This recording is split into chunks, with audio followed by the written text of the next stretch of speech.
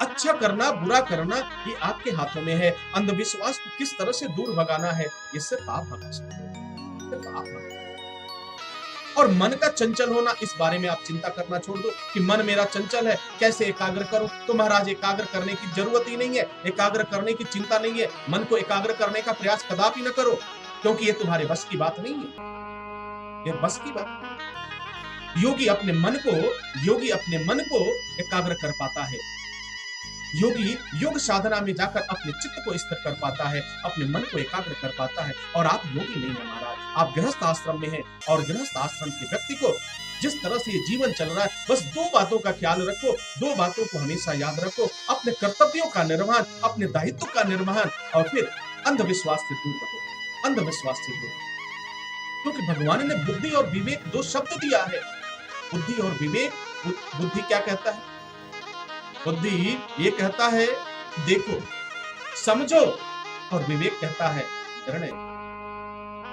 विवेक कहता है कि निर्णय लो, देखो, समझो और निर्णय लो। तो परमपिता परमेश्वर ने क्या कहा? बुद्धि और विवेक को जब मैंने तुम्हें भेज दिया, तुम्हारे साथ दे दिया, तो फिर मेरी चिंता क्यों करते हो? मैं तुम्हें आकर क्यों बताऊं कि तुम यह गलत कर रहे हो? तुम अंधविश्वास, अगर बुद्धि और विवेक ने अंधविश्वास का आपने अनुसरण करना शुरू कर दिया, तो बुद्धि तो आपके पास है, विवेक आपका साथ छोड़ देता है। और जब विवेक साथ छोड़ देता है महाराज, तब क्या होता है? अभी तो किसी ने कहा कि जब काल मनुष्य पर छाता है, पहले विवेक मर जाता है। जब काल मनुष्य पर छाता है, पहले विवेक मर जाता है। यानी बुद्धि तो है, लेकिन विवेक ने साथ छोड़ दिया महाराज, विवेक ने साथ छोड़ दिया। और जब विवेक ने साथ छोड़ दिया, तो फिर मौत की क्या बात करना, तो बर्बादी तो तय है महाराज, बर्बादी तो तय है। काल का मतलब ही होता है सर्वस्व नाश हो जाना। काल का तात्पर्य होता है कि सब कुछ समाप्त हो जाना, इसे काल कहते हैं। तभी तो उस कवि ने कहा था कि जब काल मनुष्य पर छाता है, काल मनुष्य पर छाता है, पहले विवेक मर सकता है। अगर यह सत्य है, तो फिर अंधविश्वास, अब तक तो आप इस बात को समझ चुके होंगे कि अंधविश्वास में नहीं फंसना। और तो और महाराज, एक अंधविश्वास की और मैं बात करूं। एक महाराज ने क्या कहा? एक महाराज ने कहा, जीवन में कोई पढ़ाई मत करो, जीवन में कुछ पढ़ाई करने की आवश्यकता नहीं है। हाँ, कोई पढ़ाई करने की आवश्यकता नहीं है। इस चीज की आवश्यकता है, बस एक काम करना। क्या करना है महाराज? एक बेलपत्र ले लेना, और उस बेलपत्र पे महाराज क्या करना कि उस पे शहद लगा देना, उस पे जो है घी लगा देना, उस पे दही लगा देना, उस पे चीनी रखना, उस पे गुड़ रखना। क्या करना है महाराज? हाँ, मैंने बेलपत्र ले लिया, क्या किया महाराज? उस पे शहद लगा दिया। और तो और महाराज, एक बात का ख्याल रखना, ये अंधविश्वास बता रहा हूं आपको, भूलना नहीं इस बात को। और तो और पत्ते का ध्यान रखना कि उसमें कोई निशान न पड़ा हो बेलपत्र में। ठीक है महाराज, वो भी देख लिया। और लेकर क्या किया? सबसे पहले शहद लगाया, फिर क्या करना है महाराज? दही लगाना है महाराज, और क्या करना है? इसके बाद दूध, उसके बाद क्या करना है? चीनी, उसके बाद क्या? गुड़। अब क्या करें महाराज? अब उसको लेकर किसी शिवालय में चले जाओ।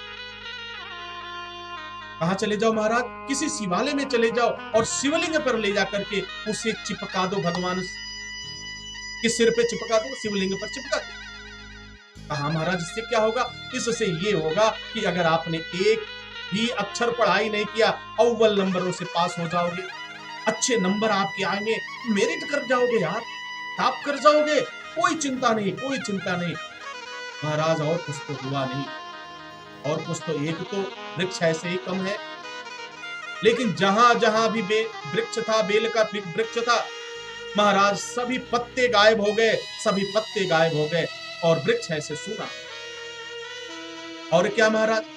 शंकर जी के मंदिर में, शिव मंदिर में जाकर के वो लिंग भरा पड़ा हुआ है, शिवलिंग भरा पड़ा हुआ, किससे? शहद से लगा, सबने चिपकाया। जरा विचार करो, क्या इतनी सी भी अंधविश्वास की बात को आप नहीं समझ पाते?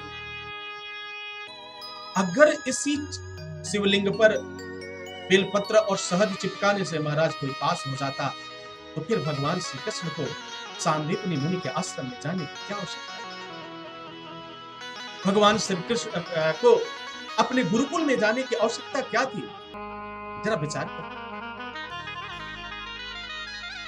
भगवान राम को अपने गुरु के पास शिक्षा ग्रहण करने के लिए जाने की आवश्यकता क्या थी? हनुमान जी महाराज सूर्य के पास शिक्षा लेने के लिए क्यों गए? पांडव दुर्योधन ये क्यों गए? ये सब महाराज वह बेलपत्र तोड़ के शहद लगाते और शिवलिंग पर चिपका देते, बस हो जाते महाराज। आज देखो, अगर इससे होना हो, आज देखो आईएएस बनना है, पीसीएस बनना है, इंजीनियर बनना है, सीबीएसई का एग्जाम पास करना है, महाराज पढ़ने की जरूरत क्या है? पढ़ने की जरूरत क्या है? बेलपत्र तोड़ो, शहद लगाओ, दही लगाओ, शिवलिंग पर चिपकाओ, पास हो जाओगे महाराज, पास हो जाओगे। फिर कोई चिंता की आवश्यकता नहीं, कोई परेशानी की। महाराज ये अंधविश्वास है, ये कब कब निकलोगे अंधविश्वास से? हमारा हिंदू धर्म कभी ये नहीं सिखाता, हमारा सनातन कभी ये नहीं सिखाता। किस शास्त्र और किस पुराण में लिखा है, किस वेद में लिखा है? हमने तो शास्त्र को पढ़ा, हमने पुराणों को पढ़ा, हमने वेदों को पढ़ा, कहीं हमें नहीं मिला, कहीं नहीं मिला महाराज कि जाकर के एक बेलपत्र लेना और उसमें शहद लगाना, उसे चिपका देना, पास हो जाओगे महाराज। क्या ये इतना बेवकूफ बनाने वाली बात? और वो बेवकूफ बनाते हैं, आप महाराज बेवकूफ बन जाते हैं। तो बेवकूफ बनाने आज नहीं तो कल उनका तो धंधा चल रहा है, उनका तो धंधा चल रहा है महाराज, वो धंधा चल रहा है। और हमारे धर्म को ऐसे लोगों ने इस तरह से बार बार चोट पहुंचाई है, सनातन परंपरा को हमारे कलंकित करने का कार्य करते हैं ऐसे लोग। तो मैंने शुरू में भी बताया और अब भी बता रहा हूं, क्योंकि आज की इस कथा पावन वेला जो है, आज की पूरी कथा अंधविश्वास के नाम ही समर्पित है। मैं आप सबको इस कथा का प्रसार करो, और कोई समझ में नहीं आता है तो मेरे इस सत्संग को उनको सुनाओ, उनको सत्संग को बताओ। अगर आपकी बात पर